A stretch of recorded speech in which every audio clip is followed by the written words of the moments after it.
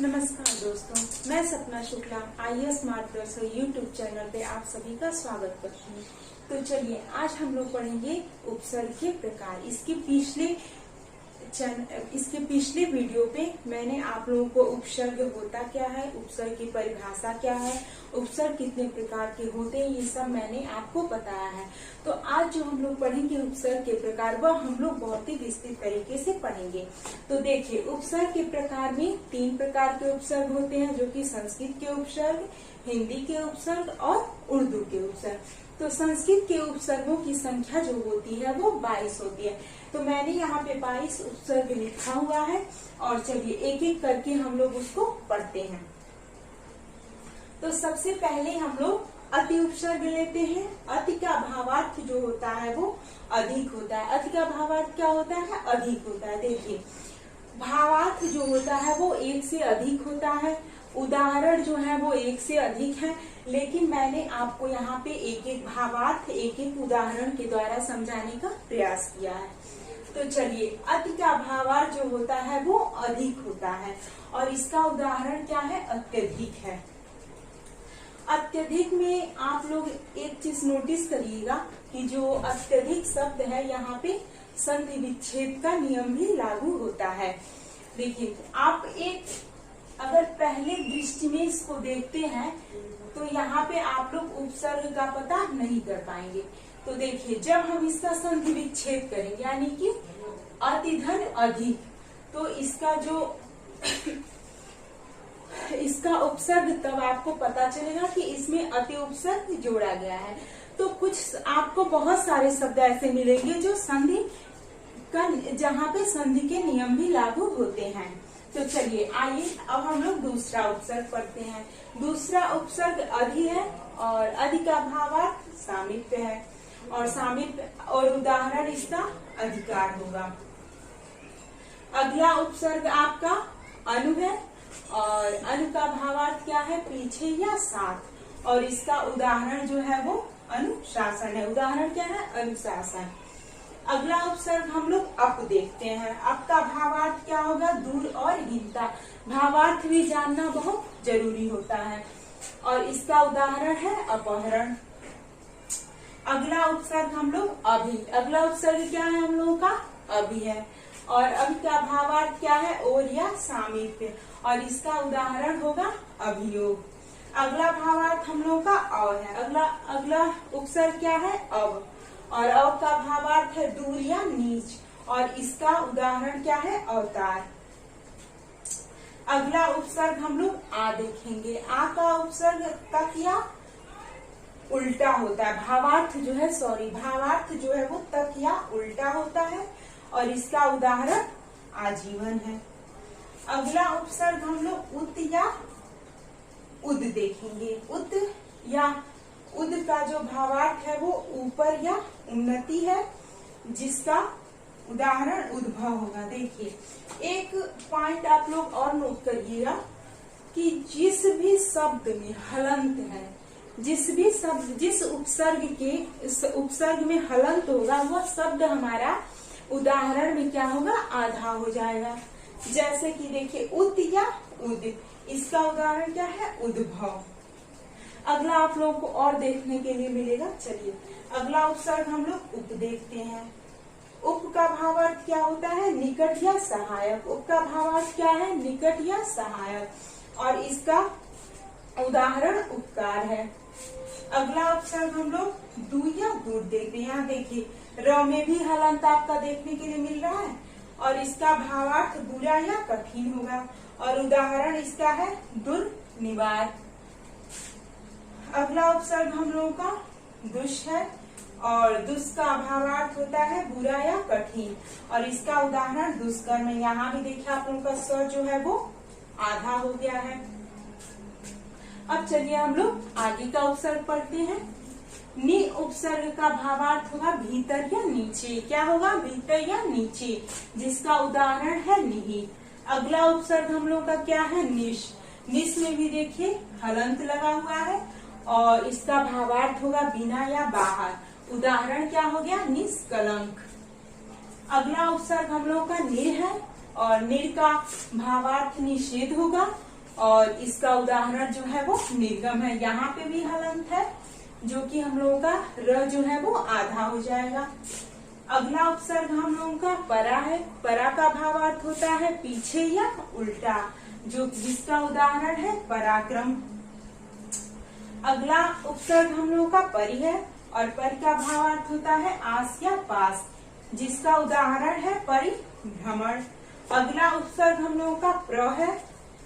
प्र का भावार्थ होता है अधिक और जिसका उदाहरण है प्रकाश। अगला उपसर्ग हम लोगों का क्या है? प्रति। अगला उपसर्ग प्रति है। प्रति का भावार्थ होगा विरोध और इसका उदाहरण है प्रति उपकार। अब देखिए यहाँ भी जो मैंने आप लोगों को अभी अत्यधिक में जो नियम बताया कि संधि विच्छेद का नियम है, तो आपका प्रत्युपकार में भी संधि विच्छेद का नियम है। जब आप इसको संधि करेंगे तब आप देखेंगे कि प्रति जो उपसर्ग है वो आपको स्पष्ट रूप से दिखाई देगा। अगला उपसर्ग हम लोगों का वी है और वी का भावार्थ भिन्नता है और भिन्नता का उदाहरण विशेष है। अगला उपसर्ग क्या है हम लोग का? सम। अगला उपसर्ग हम लोग सम पढ़ते हैं और इसका भावार्थ पूर्णता या अच्छा है, जिसका उदाहरण समालोचन है। अगला उपसर्ग हम लोग का अन है और अन का भावार्थ नहीं या बुरा है, जिसका अर्थ है अनधिकार। अगला उपसर्ग हम लोग का सु है। सु का भावार्थ अच्छा होता है। सु का भावार्थ क्या है? अच्छा, जिसका उदाहरण मैंने सुजान लिया है। ये हमारे हो गए संस्कृत के 22 उपसर्ग। अब हम लोग हिंदी के 19 उपसर्ग देखते हैं।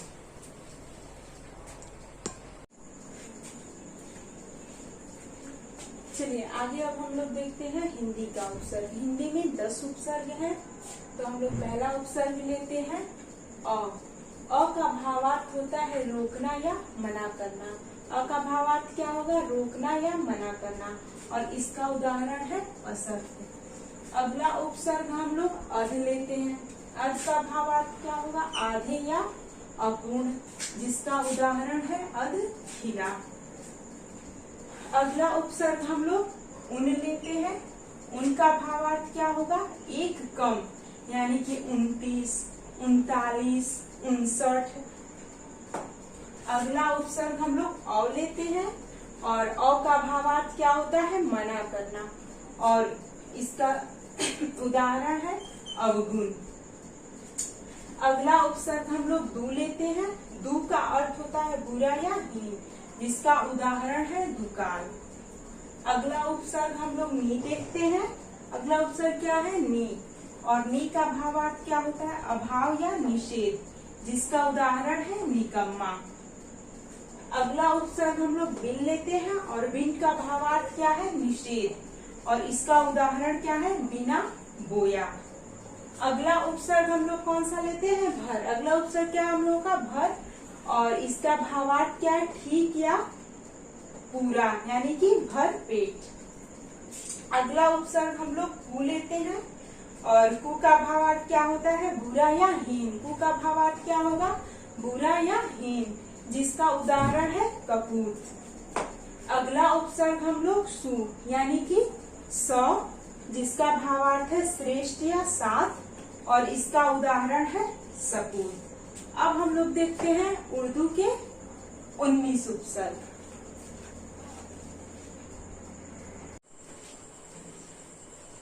चलिए दोस्तों, अब हम लोग देखते हैं उर्दू के उपसर्ग।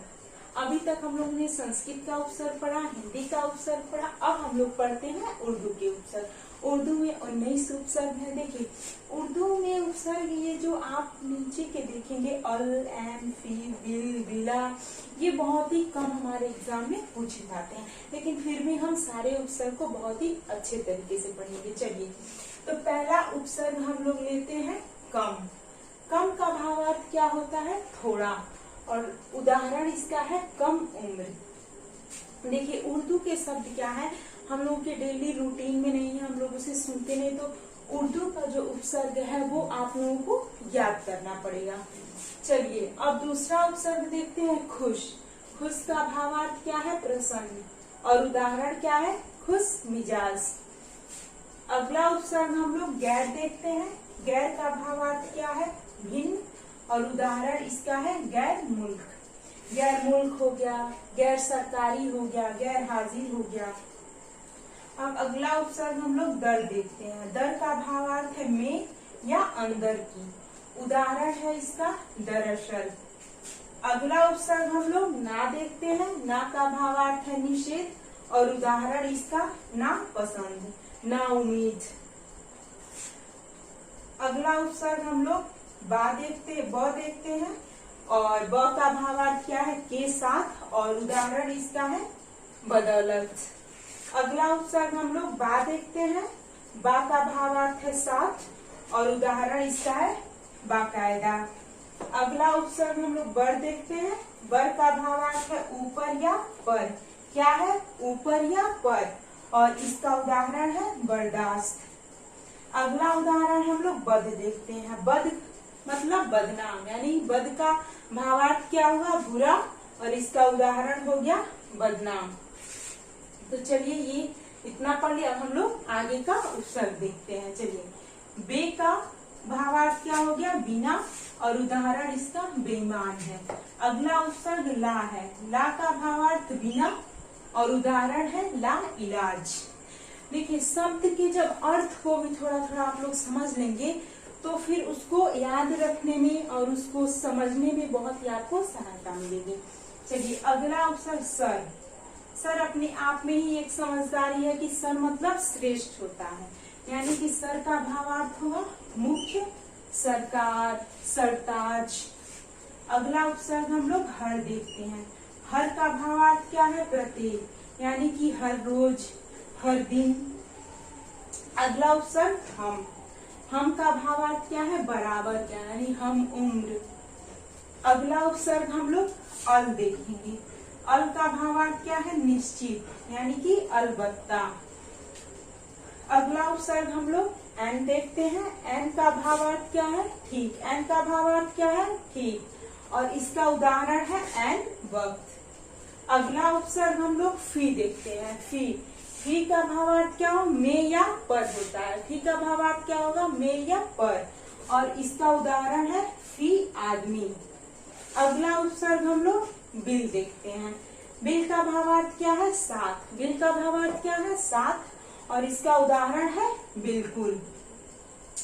अगला उपसर्ग बिला है और बिला का भावार्थ है बिना और इसका उदाहरण है बिलाकसूर।